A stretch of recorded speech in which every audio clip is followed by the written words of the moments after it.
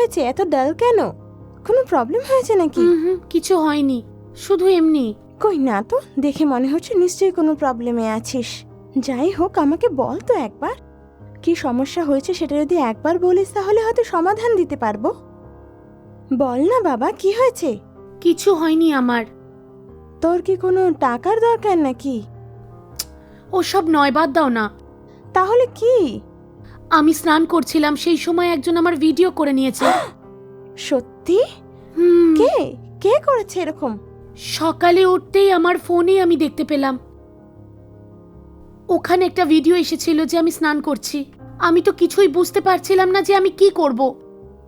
একবার ওই ভিডিওটা দেখা তো আমায়, কোন দিক থেকে নিয়েছে দেখি।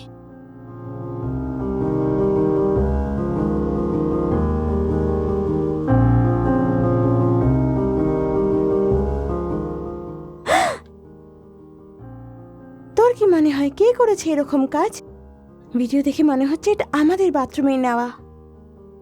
হ্যাঁ, এটা তো আমাদের বাথরুমেরই ভিডিও। বুঝতে পারছি না কে করেছে। আগের সপ্তাহে তো আমি বিয়ের জন্য বাইরে ছিলাম, তখন আমাদের বাথরুমে কি কেউ এসেছিল? হ্যাঁ, একবার তো পাইপ রিপেয়ার করতে প্লাম্বারকে ডেকেছি আমি। তারপর একদিন ইলেকট্রিশিয়ানও এসেছিল। এরা দুজনেই বাথরুমে কাজ করেছে। ওরা যখন বাথরুমে কাজ করছিল তো ওরা কি করছিল তুই দেখিসনি নাকি? না, আমি তো ওখানে ছিলাম না। আমি আর কবিতা তো রুমে ছিলাম। ওদের কাজ হয়ে যাওয়ার পর ওদের টাকা দিয়ে ছেড়ে দিলাম আমি। আমার মনে হয় ওদের দুজনের মধ্যে যে কোনো একজন এই কাজটা করেছে। আচ্ছা, আগে তুই আয়, দেখি এই জায়গাটা কোত্থেকে করা হয়েছে।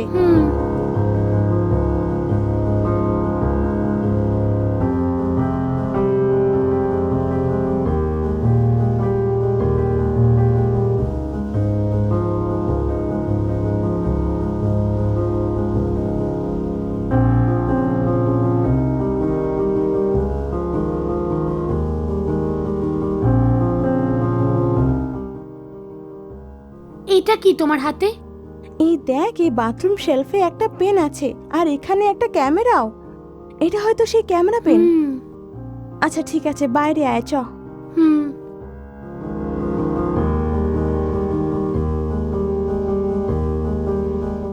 আমার মনে হয় এই পেন ক্যামেরা দিয়েই তোর সেই ভিডিওটা করা হয়েছে যখন তুই বাথরুমটা ইউজ করছিলি।